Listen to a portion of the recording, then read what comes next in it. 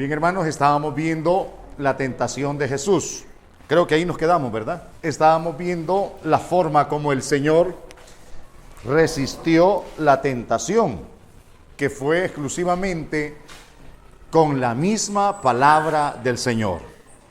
Y esto es para nosotros pues una lección, ¿verdad? Que siempre que la tentación se nos presente, la vamos a resistir, la vamos a rechazar con la palabra del Señor.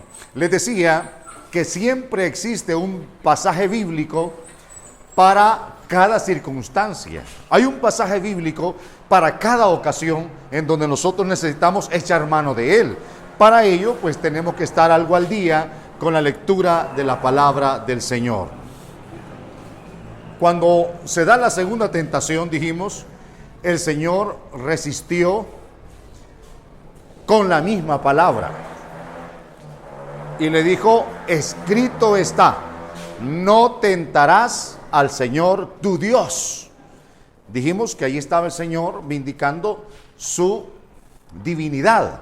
Estaba el Señor diciéndole a Satanás, yo soy Dios y no me debe de tentar. Se da la tercera tentación y el Señor resiste nuevamente y lo reprende. Es ahí como finaliza la tentación de Jesús, que nos deja a nosotros una gran lección. ¿Cómo nos podemos defender cuando se presenta la tentación? Por espiritual que sea alguien, por temeroso de Dios, siempre llegará la tentación, de una forma o de otra. Acuérdense que nosotros, como personas, tenemos tal vez un lado débil, un punto débil. Y siempre el enemigo se va a valer de esa ocasión de buscar ese lugar débil para ponernos en problemas a nosotros. Así que, hermanos y hermanas, la clave está no obedecer a la voz del diablo y resistirlo con la palabra de Dios. Ahí complementamos lo que es la tentación de Cristo. ¿Alguna pregunta? ¿Estamos claros ahí? ¿No hay alguna duda? Bien, pasamos al segundo tema. El ministerio temprano de Judea y de Galilea. En el desarrollo del ministerio de Jesús, se dio un ministerio temprano de Judea y un ministerio temprano de Galilea. Se dio un ministerio intermedio de Galilea, se dio un ministerio postrero de Galilea y un postrero de Judea.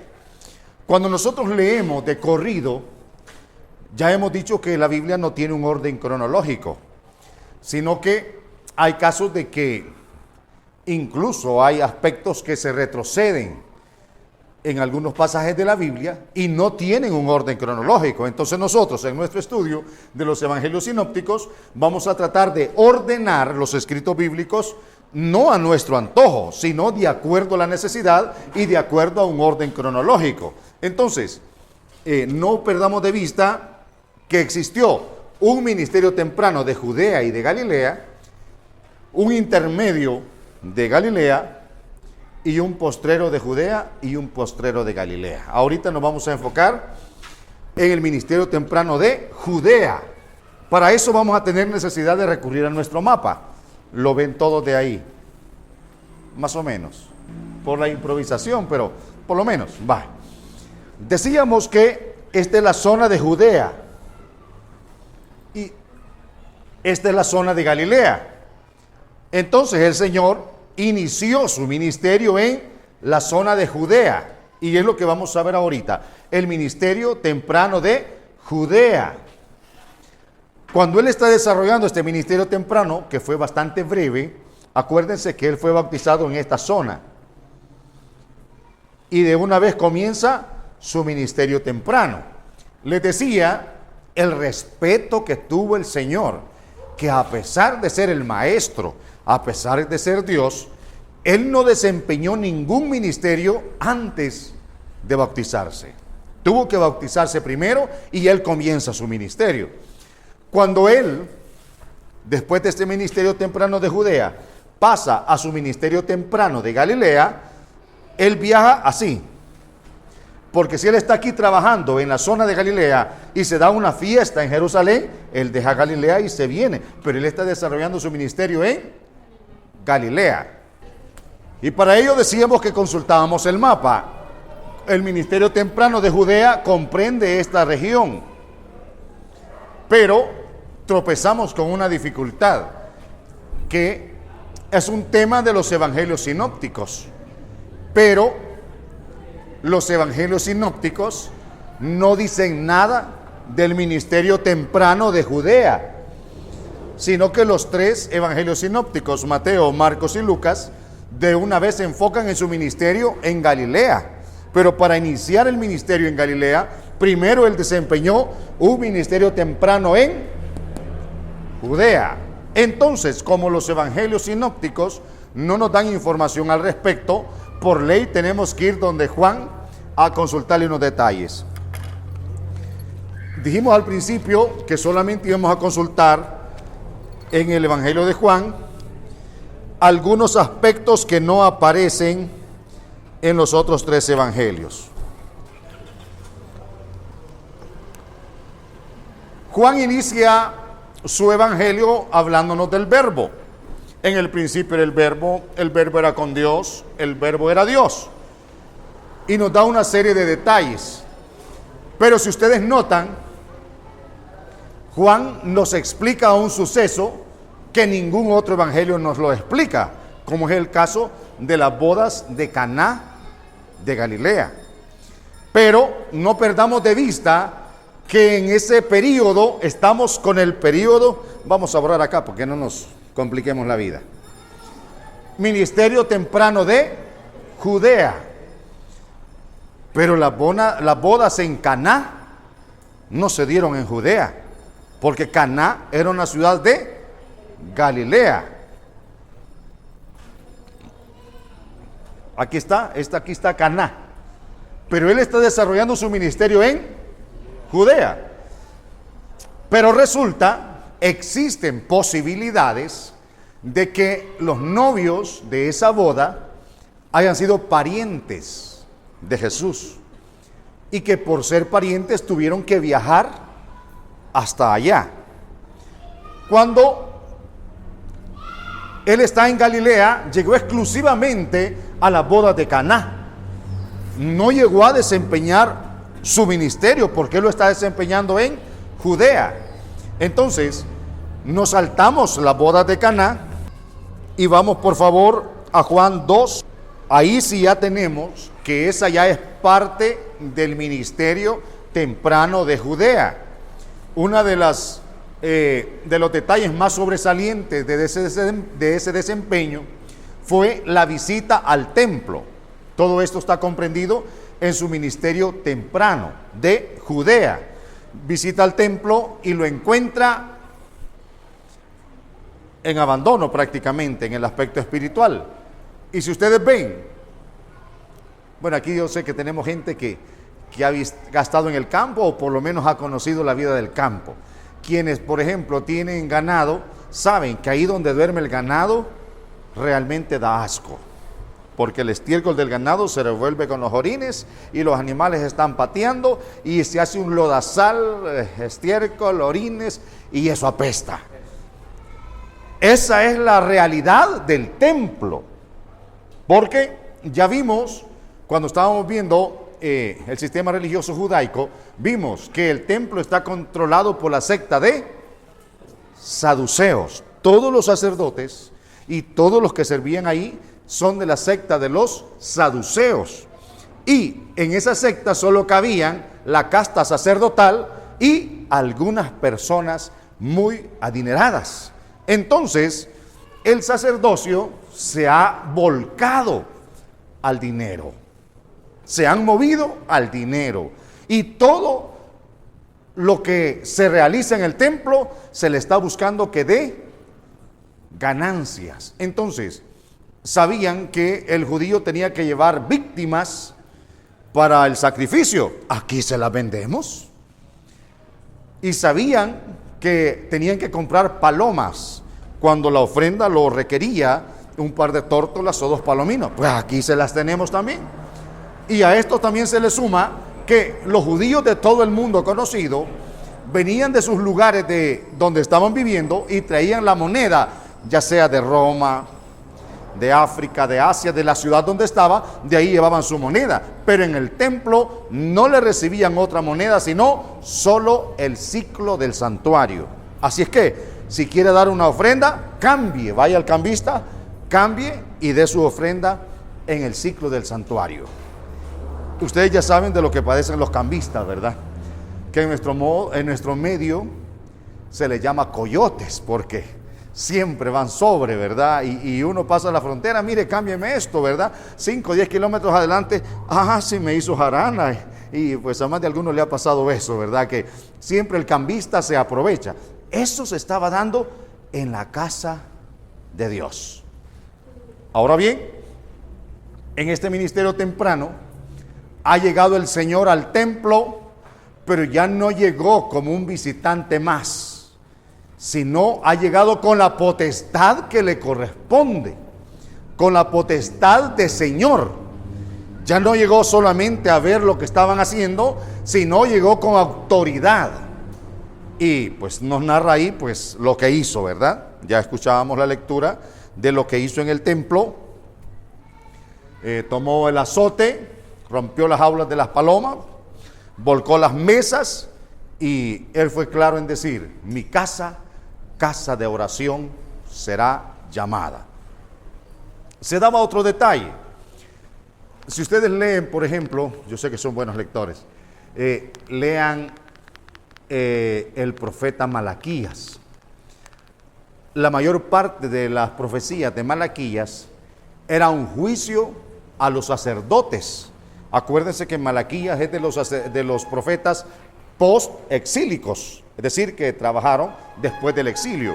Entonces, ya desde entonces había una rapiña en la casta sacerdotal, ya había latrocinio, ya había ambición a despojar a los pobres de su poco dinero, y eso al Señor le ofendió.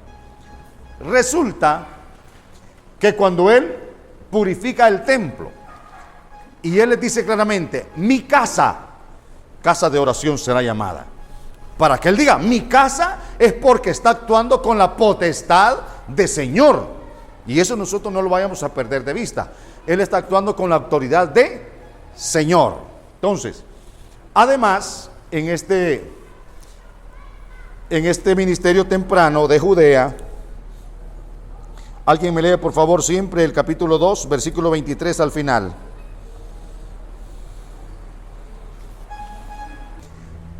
Ustedes pueden ver que ya vimos varios pasajes donde Jesús estaba indicando su divinidad.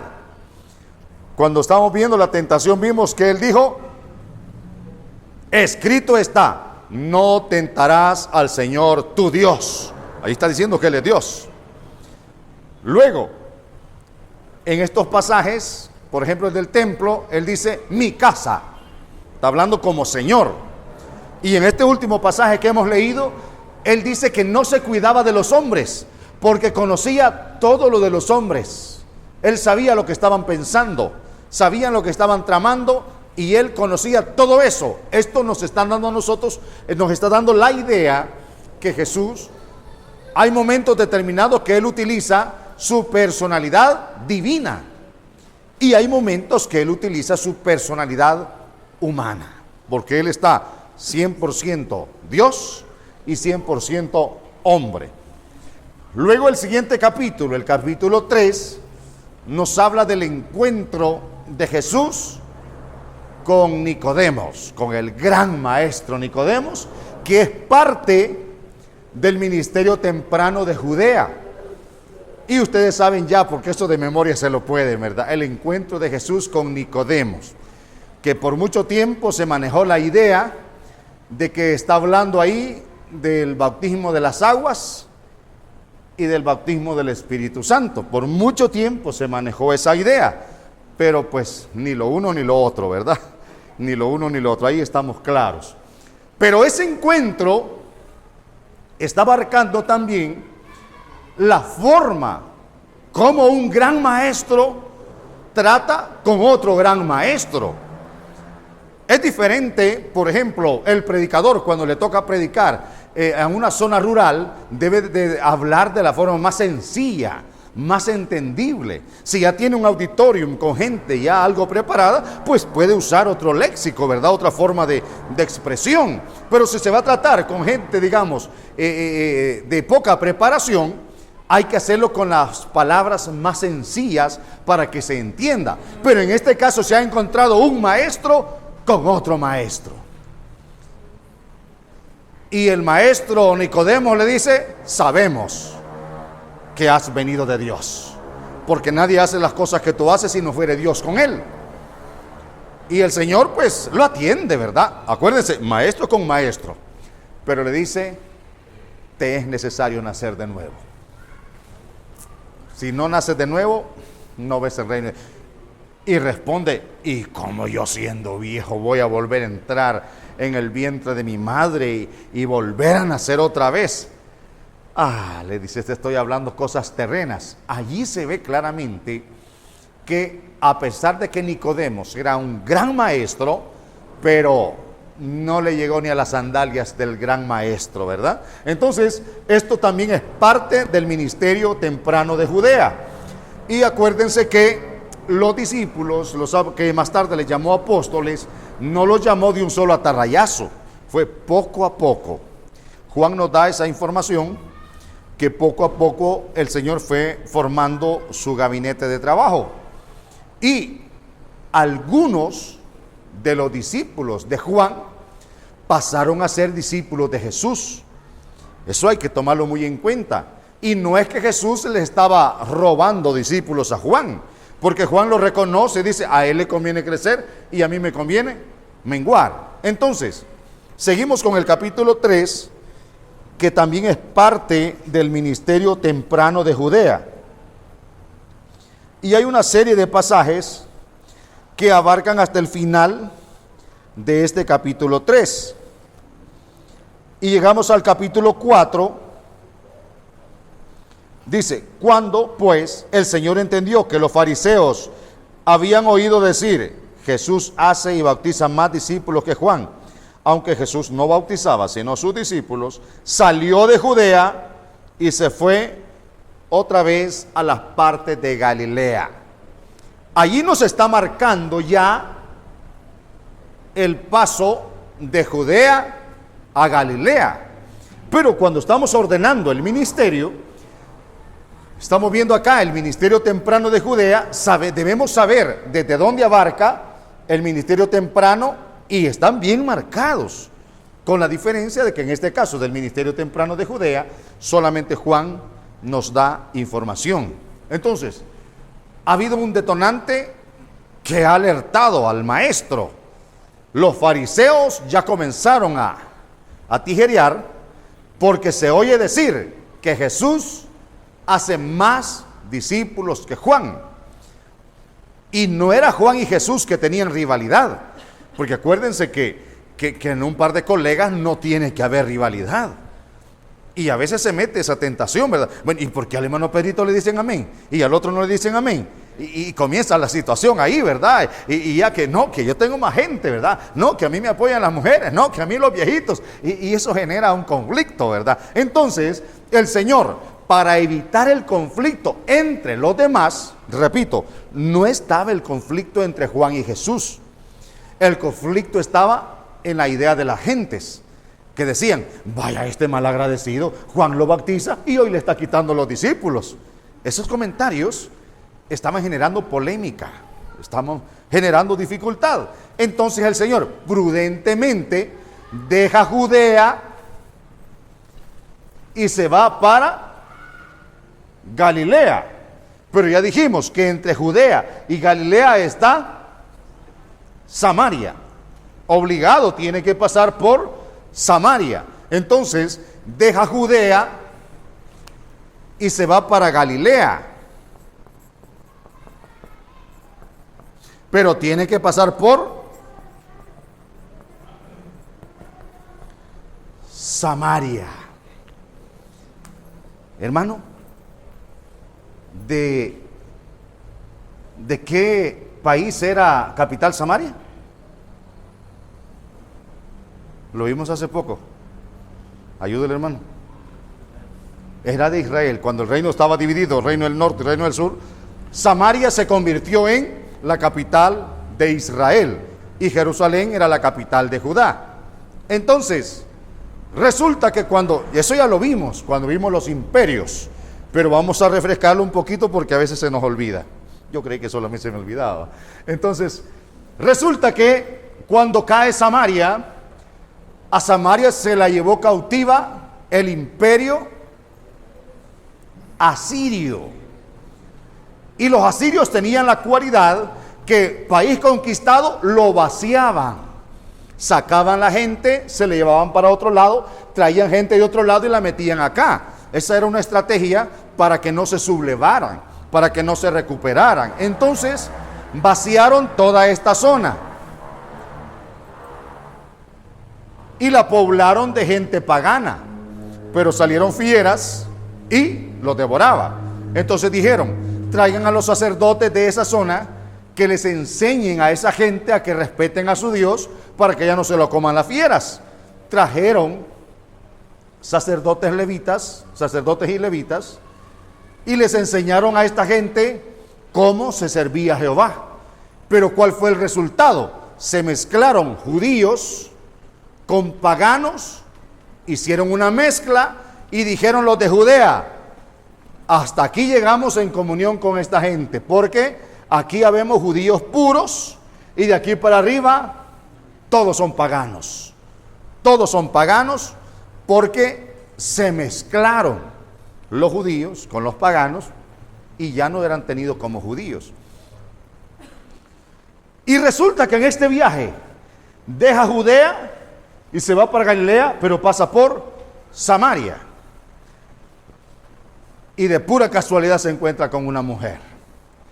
Y como ya dijimos que no hay casualidades en Dios, sino que Dios lleva las cosas en orden y las tiene bajo control.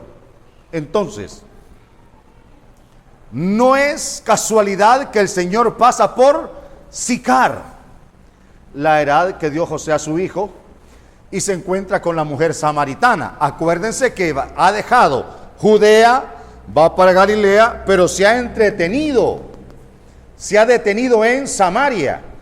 Y aproximadamente de Judea a Galilea hay un aproximado de unos 80 a 85 kilómetros. Entonces, echarse esa jornada de 80 a 85 kilómetros no es fácil. Casi era obligatorio detenerse en Samaria y descansar, porque era demasiado lejos.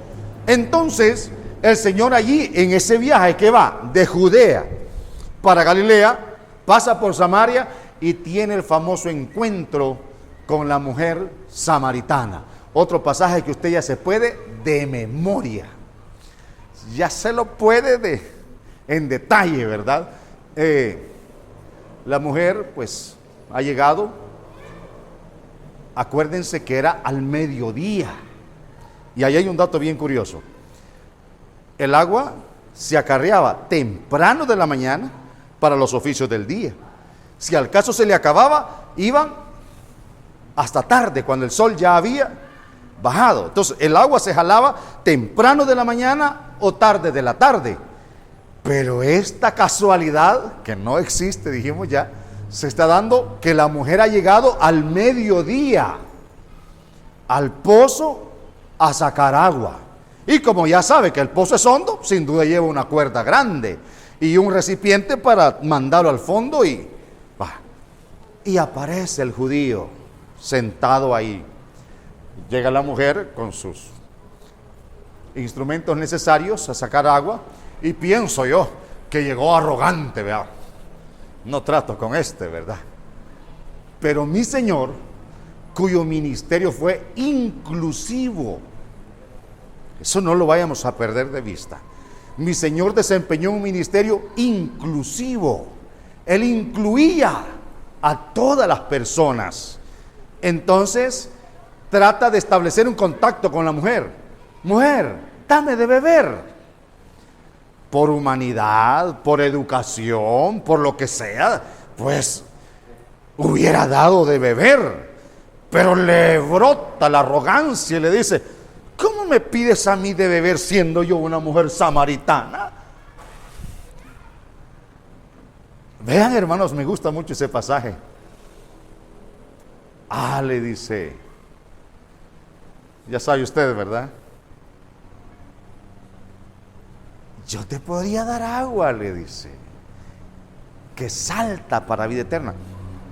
¿Y qué no sabes que no tratan los judíos con samaritanos? Ya vimos el por qué no tratan judíos con samaritanos, ¿sí? Ya lo sabemos, ¿verdad? ¿Por qué no tratan los judíos con los samaritanos?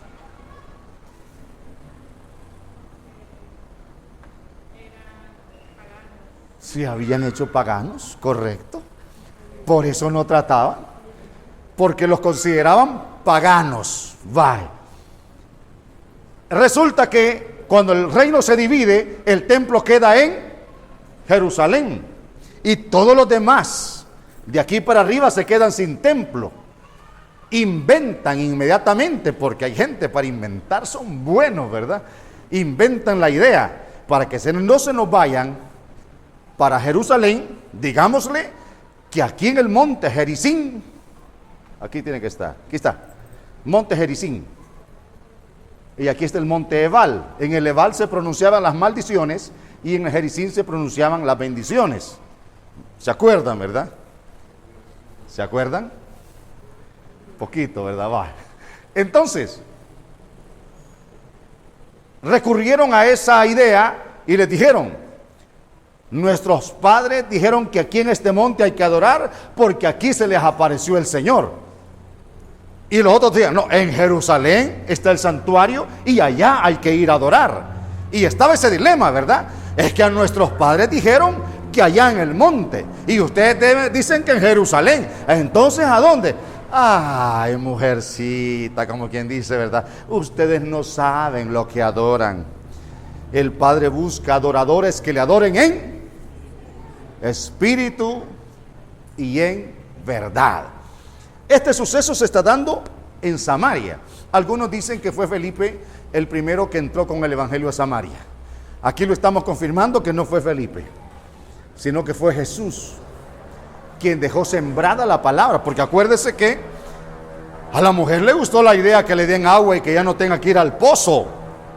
¿Quieres que te dé agua? Sí, así ya no vengo, ¿verdad? Me ahorro. Algunos dicen que la mujercita salía a esa hora porque no era de tan buena vida, ¿verdad? Tenía sus detallotes y entonces le daba pena salir en la mañana, que salían todas las mujeres porque decían: ¡ay, la perversa, tiene 5 maridos! Y etcétera, etcétera. Entonces por eso dicen que salía a mediodía para que la gente no la viera, ¿verdad? Pero a esa hora el Señor está ahí, tiene sed y le pidió de beber. Y la mujer le dice: dame de esa agua. Está bien, trae a tu marido. No tengo, ¿verdad?, la salida olímpica. Pero ya vimos en el pasaje anterior que el Señor conocía todo lo de los hombres, conocía lo que pensaban, sus antecedentes y todito, ¿verdad? Él ya le había dado una mirada divina, que le revisó todos sus antecedentes, sus deslizones, sus etcétera, ¿verdad? Entonces, bien has dicho, le dice, 5 has tenido, ¿verdad? Y el número 6 no es tu marido tampoco. Se asusta la mujer y le dice: me parece que eres profeta, ¿verdad?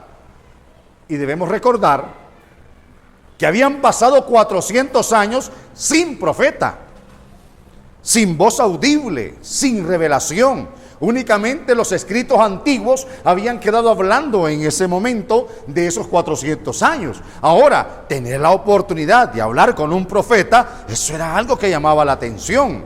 Entonces, la mujer va a la ciudad, da la noticia: he hallado a un profeta, me ha dicho todo.